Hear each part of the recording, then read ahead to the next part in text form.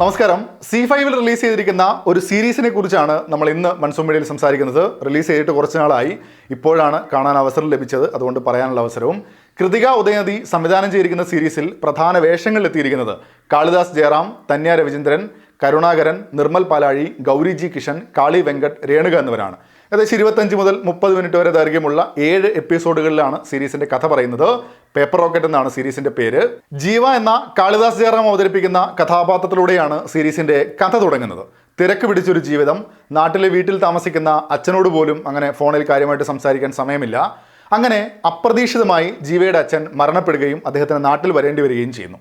പിന്നീടുള്ള ദിവസങ്ങളിൽ അച്ഛൻ്റെ ഓർമ്മകളും അച്ഛൻ്റെ കൂടെ ഉണ്ടായില്ലല്ലോ എന്ന വിഷയവുമൊക്കെ ആയി നിൽക്കുമ്പോൾ ഒരു ട്രീറ്റ്മെൻറ്റ് ഭാഗമായിട്ട് ജീവ ഒരു ഡോക്ടറെ അടുത്ത് പോകുന്നു.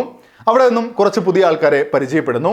ആ പരിചയപ്പെടൽ ഇവരുടെ എല്ലാവരുടെയും ജീവിതത്തിലുണ്ടാക്കുന്ന മാറ്റങ്ങളാണ് പേപ്പർ റോക്കറ്റ് എന്ന സീരീസ് പറയുന്നത്. ഒരു ഫീൽ ഗുഡ് മൂഡിൽ ലൈറ്റായി കഥ പറയുകയാണ് ഇവിടെ. സീരീസിൻ്റെ ബാക്കി പശ്ചാത്തലം കൂടെ പറഞ്ഞാൽ നമ്മൾ മുന്നേ കണ്ട ചില സിനിമകളുമായി അടുത്ത സാമ്യം തോന്നുകയും ചെയ്യും.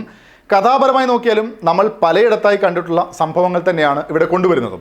അത്തരം സാഹചര്യങ്ങൾ നല്ല ഫീൽ നൽകി അവതരിപ്പിക്കുന്നു എന്നിടത്ത് പേപ്പർ റോക്കറ്റ് ഒരു വാച്ചബിൾ കാഴ്ചയായി മാറുന്നുണ്ട്. സീരീസിൽ പോസിറ്റീവായി അനുഭവപ്പെട്ട കാര്യങ്ങളിൽ ഒന്ന് തീർച്ചയായും പ്രകടനങ്ങൾ തന്നെയാണ്. കാഴ്ചകൾക്കുടനീളം ഒരു ലൈവ് ഫീൽ നൽകുന്നതിൽ പ്രകടനങ്ങൾ നല്ല പങ്കുവഹിച്ചിട്ടുണ്ട്. എല്ലാവരും അവരുടെ റോളുകൾ നന്നായി ചെയ്തിട്ടുണ്ട്. വൈകാരിക നിമിഷങ്ങളൊക്കെ നല്ല ഫീലോടുകൂടെ തന്നെ വരുന്നതും കാണാം.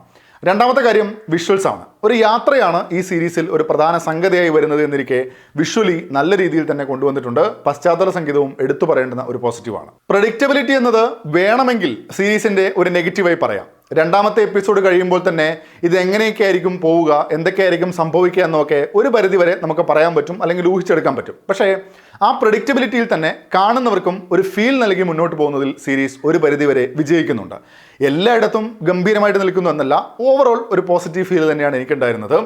ഓരോ കഥാപാത്രത്തിനും ഉണ്ടാവുന്ന ട്രാൻസിഷനും അതിനായി കൊണ്ടുവരുന്ന മൊമെന്റ്സ് ഒക്കെ ഹൃദ്യമായി തന്നെ സീരീസിൽ അവതരിപ്പിച്ചിട്ടുമുണ്ട്.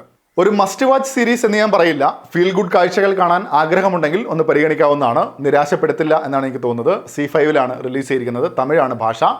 അപ്പോൾ പേപ്പർ റോക്കറ്റ് കണ്ടവരുണ്ടെങ്കിൽ അവരുടെ അഭിപ്രായങ്ങൾ കൂടെ കമൻറ്റ് ബോക്സിൽ പങ്കുവെക്കുമെന്ന് വരുന്നു. അപ്പോൾ മറ്റൊരു വീഡിയോ ആയിട്ട് നമുക്ക് വീണ്ടും കാണാം. അതുവരേക്കും stay safe, take care, bye bye.